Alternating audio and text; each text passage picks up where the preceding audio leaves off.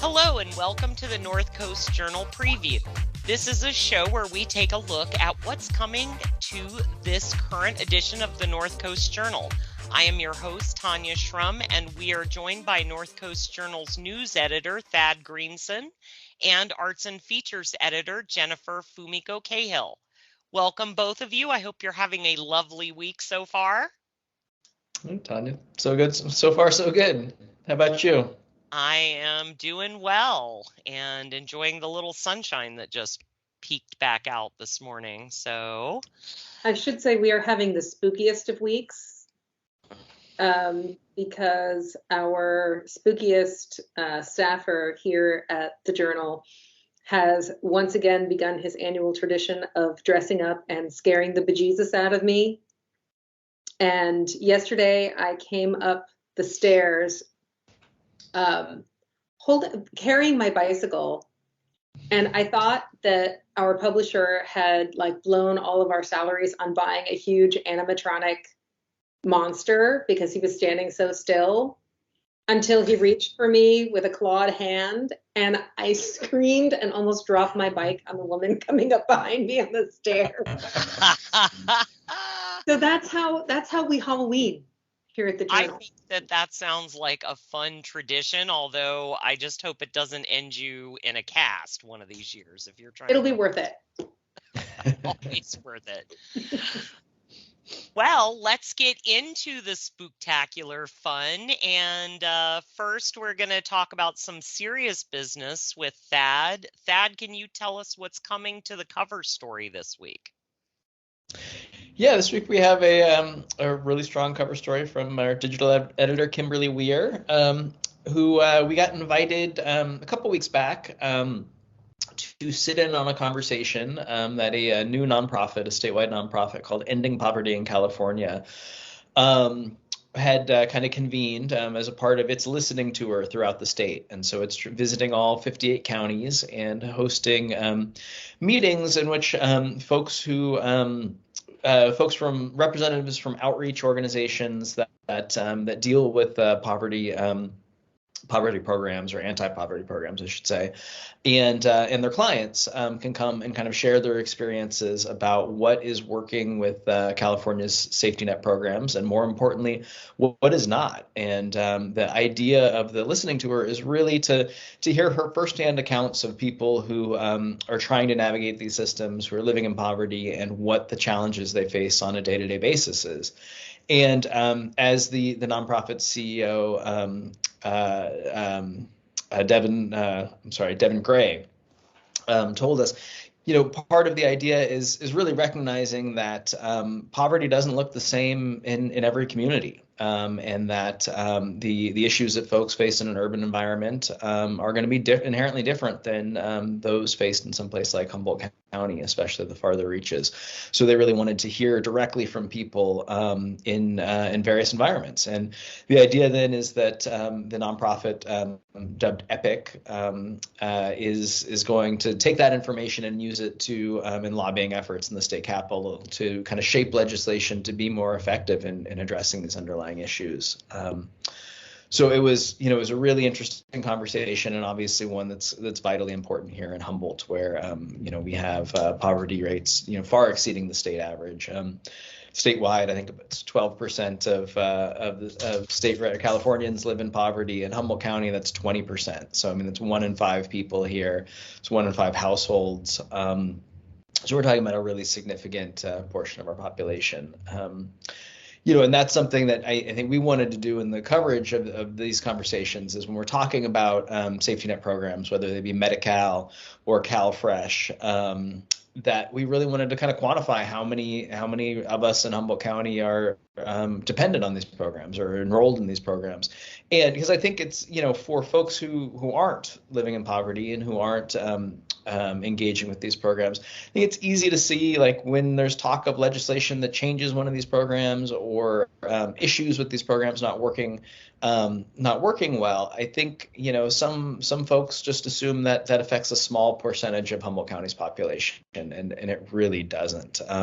So Medi-Cal, for instance, the safety net medical insurance program for the poor and our elders. 47.4% of Humboldt County residents are enrolled in Medi-Cal.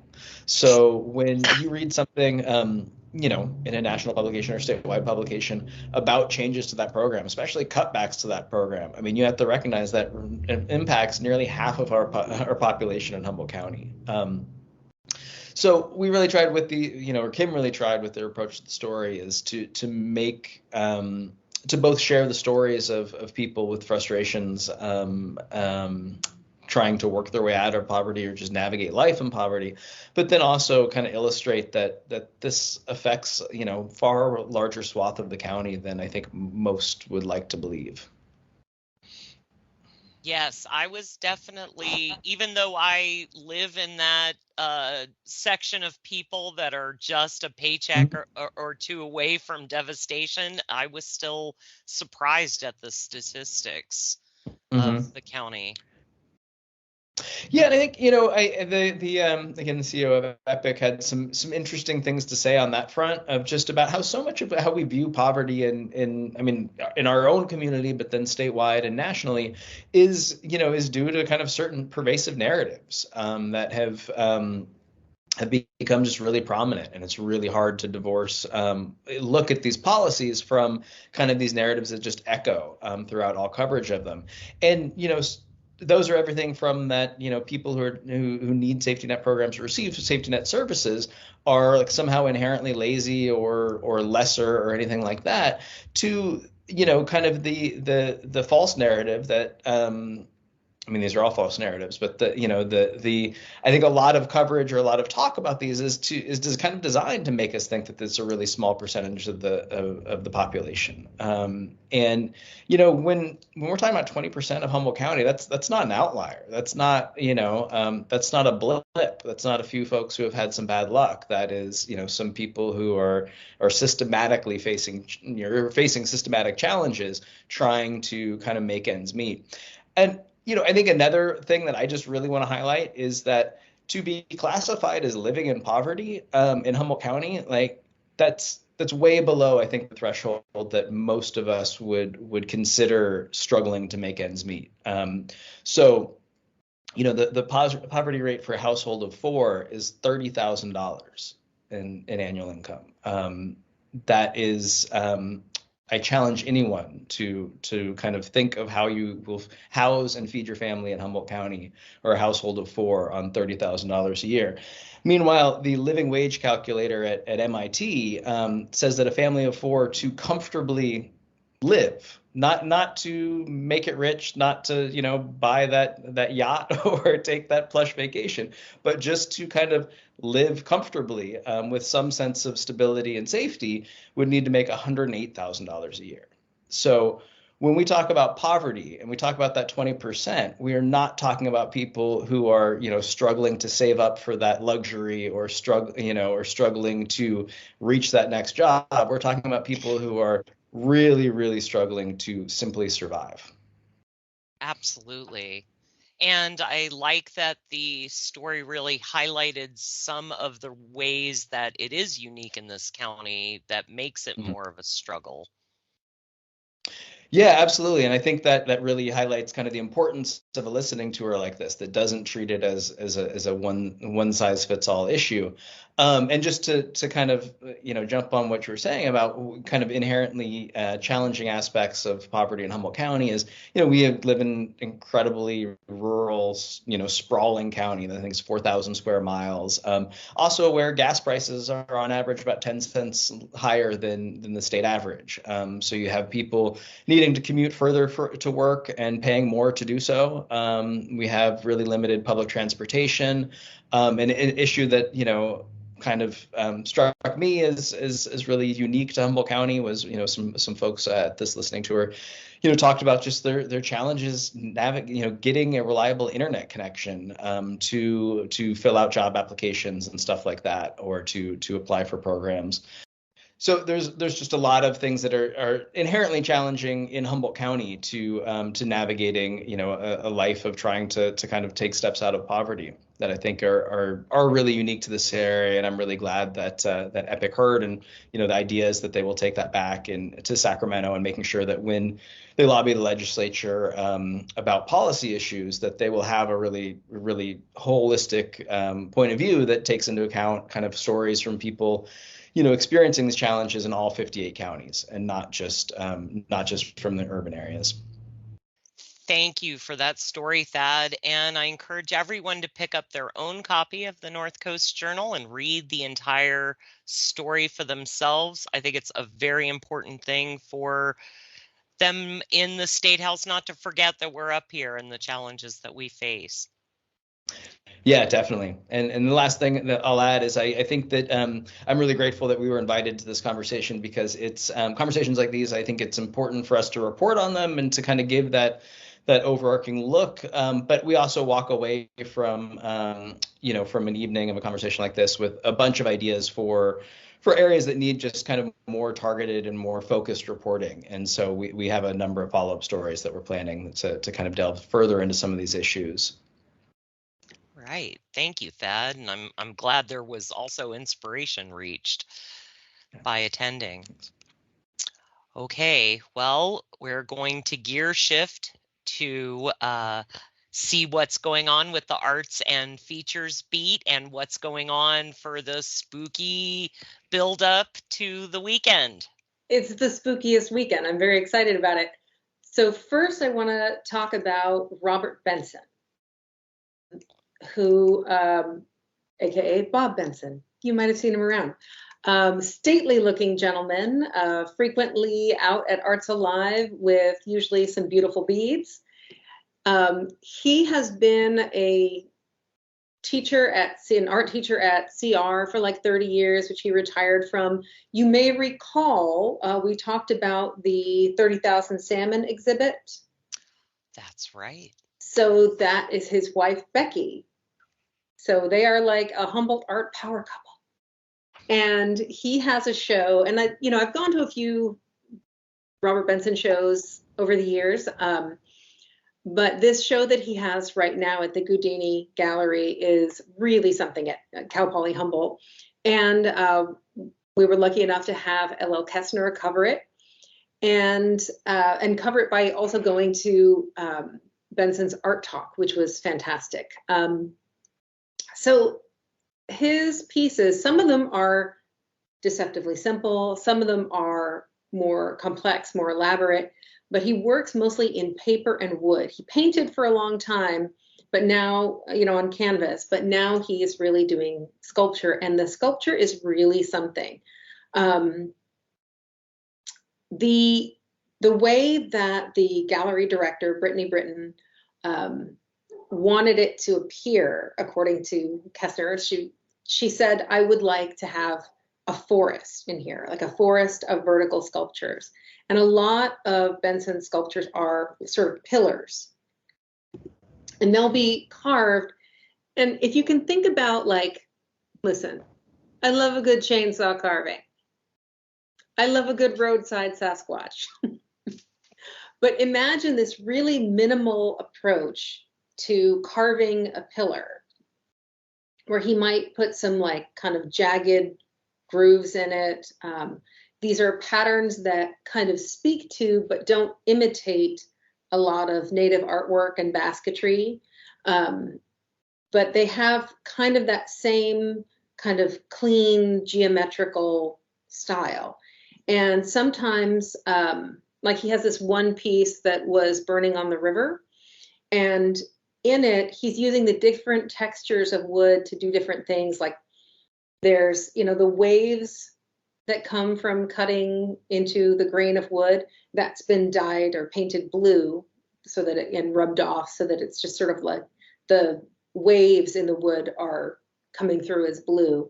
And then there are these like sort of triangle-y teeth on both sides that are black and red, some in relief and some, you know, cut out. And they are, you really get the sense of a river with fire on both sides. And it's all done through wood. And you think about the different lives of wood and the connectedness, which is kind of his thing. The whole show is called Tinta Amongst the Trails. And his, you know, discussions about it are about how when you are on trails, like he's really interested in different kinds of trails. And he talked about being connected with the world and connected with the sights and sounds and just the connectivity you feel with, you know, the whole planet, with nature, with yourself.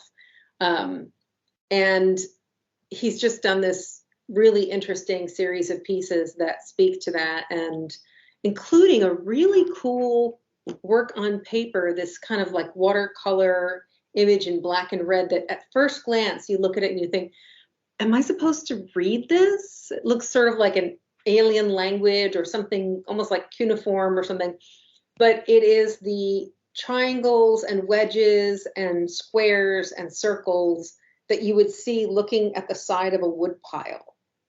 And it's called Woodpile, and it has this wonderful kind of fiery red and black, and it's really gorgeous. And Ellil Kestner talks about the geometry in his work much more eloquently than I could explain it. And I really hope that lots of people will get a chance to go to the Cal Poly Humboldt campus and to the Gudini Gallery to see the work, because it's really something. And he has, I thought these were inspirational words. At one point, he says, I've spent a lot of unhappy days as an artist. Things don't work out as planned. It's better to just work. And I was like, oh, Bob, I hear you. Feel that So in your words soul. to take into the rest of your week. It's better just to work. Or at least to work for yourself in a creative way. But I really love this work, and I was very pleased to have Ellil Kestner write about it, and I'm really looking forward to going down and seeing it myself. I am too. I mean the images are beautiful, but I'm sure that they in no way can do justice to standing before them. Yeah, and you know, every time I see Benson's work, I am reminded of the time when I believe he had a big vertical sculpture, another one of these like carved wooden sculptures on the foot of C Street. I think that was his work, that just got tossed into the water. It kills me. And I've known other people whose work, you know, public artwork has been vandalized, and we've written about it somewhat, but man, I think about that one just drifting off, and wow. You have to be a very mellow person to keep working after that. Absolutely. So, what is coming to the table this weekend? Well, to the table, I have a little story for people who steal candy, and that's all of us. Be real. Whether you are a parent who is, you know, saving your child from eating too much candy, be real. Or you are even like childless people who buy candy for trick-or-treaters. Yeah, that, you know, that 5-pound box of Ferrero Rocher, were you really going to hand those out? Because I don't believe you. You know you're taking some of those. You know those are, you're turning out the lights at 7:30. The kids are still knocking, and you're like, shh, we've only got 3 Mounds bars left. We're all guilty. These are not necessarily our favorite candies, but they are the candies that when Halloween comes, we must possess. And so I have written about what the candy you steal from children on Halloween says about you. And it is sort of a horoscope, a little personal insight based on what candy you steal from children. Thad, I'm going to out you. Thad is a peanut butter cup guy. Through and through. Yeah, and so yes, I am absolutely shading Thad when I say you are a creature of duality. On the outside, you're even-tempered, sweet and mellow, but inside, you're salty as hell. But you know, there are lots of variations, and I'm judgy, and I would like to fight everyone about candy forever. It's like my favorite thing. Well, we definitely were seen in this article this week, so I definitely felt seen, and I know all of the folks will as well. And I shade myself. I myself am a nihilistic black licorice and insanely emotional hot tamale person, you know, with deep Sour Patch problems. So I see honestly, it. I was very surprised at the insight that you were able to attach to everybody's candy, but you were very insightful. So I hope it helps us all. And then before we touch on a few highlights from the calendar, are we gonna speak on the mystery? We are. So I have an absolutely unhinged piece from Linda Stansberry this week. She has written a Seriously column titled Tales from the Crypt Talk. In it, I will just say, I won't give away too much. I will just say that she is writing in the voice of someone who has a TikTok account describing how they loot graves, which, you know, we've been fine with doing to Native people for a really long time, or, you know, other people around the globe. What's up, British Museum? But this one is really unhinged and may make you see those practices very differently. But for the rest of the spooky weekend, I strongly suggest you hit the calendar where Kali Koziris has outlined all your kid trick-or-treat stuff and all your grown-up parties. And also, Colin Yo has lots of spooky week events and shows to go to, and a really great suggestion for a deep cut David Bowie costume. Must read. That sounds intriguing. Oh, it is. It's definitely, you know, my favorite time of the year. I know everybody has their favorite holiday season, but this is definitely mine. Are you ready are you like a costumer? I am, and I try to have my costume feed into something that I experienced with the year leading up to it. So this year I am going as the naughty version, because you know you got to of Red Riding Hood. So nice. That's what I like to see. You know, there's a lot to be said for a fairy tale costume. You have a lot of leeway. The costumes that you know, that tend to like stay in my mind are either like grown-ups who go hard and like go full crazy, like level 10, like Mark Boyd does here in our office. But we also have some great kids.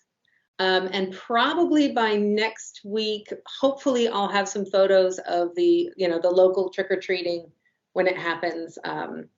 We always love to see, you know, like Mark Larson frequently goes out and takes wonderful pictures. And in fact, if you go to our website now, you can see his photos of the witch paddle that happened last weekend. We had all these witches, dozens and dozens of witches on stand-up paddle boards, kayaks, and canoes.